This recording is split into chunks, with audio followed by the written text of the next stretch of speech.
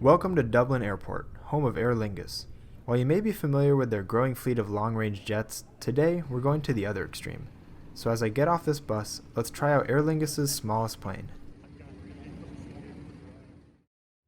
It's about noon, and we start the day by taking a bus to the Dublin airport. Don't let the green grass deceive you.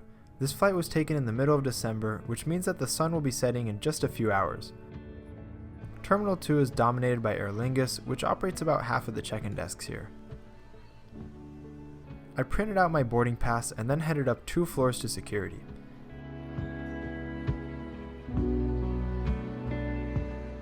The airport was really quiet at this time, so I had plenty of time to navigate the maze of shops and then to explore the airport.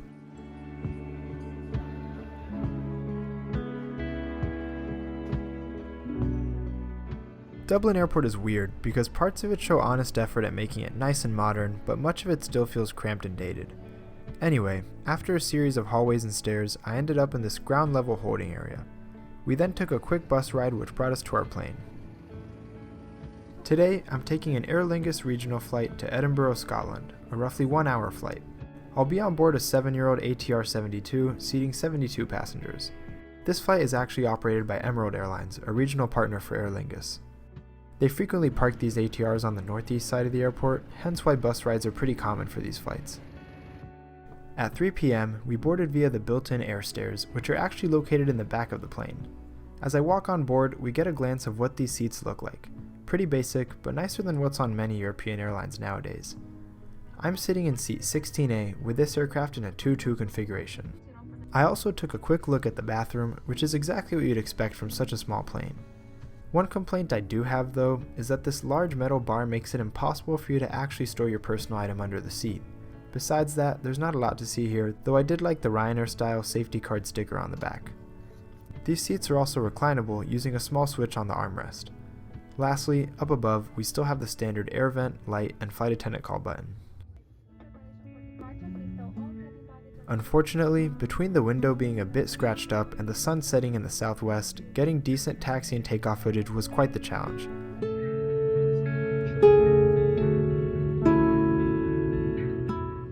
Also, something really random about this window is that the cover isn't your standard plastic one. Instead, it's much more like a roller window shade.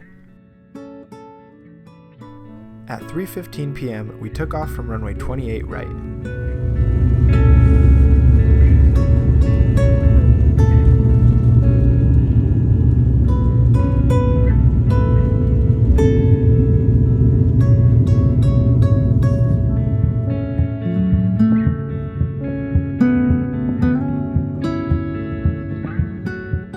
As we headed towards the Irish coast in Scotland, I found myself surprised by how quiet this plane was. Not that it was particularly quiet compared to jets, but I've always heard of turboprops as being extremely loud, and if you have good noise-canceling headphones, it really makes the experience basically indistinguishable. Aer Lingus Regional offers snacks and such for sale, though absolutely nothing was offered for free, not even a cup of water. Since I didn't need a snack on this 1-hour flight, I instead used this banana to demonstrate the size of the tray table. It's not tiny, but also not big enough to comfortably get work done.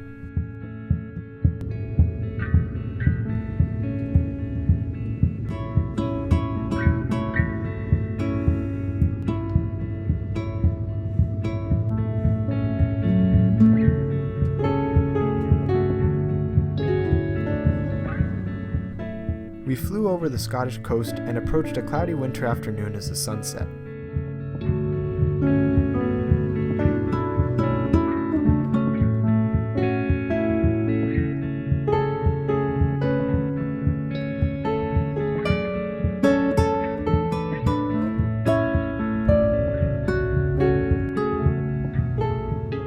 After just under an hour of flight time, we had a not-so-smooth landing on runway 6 in a rainy Edinburgh.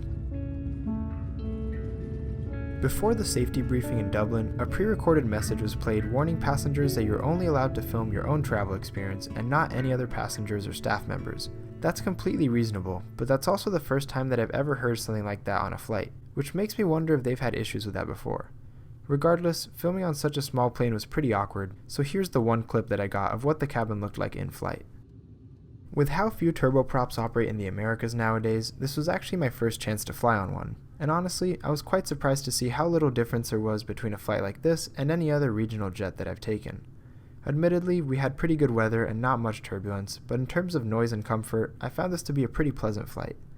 After taxiing just south of the terminal, we underwent the quick deplaning process.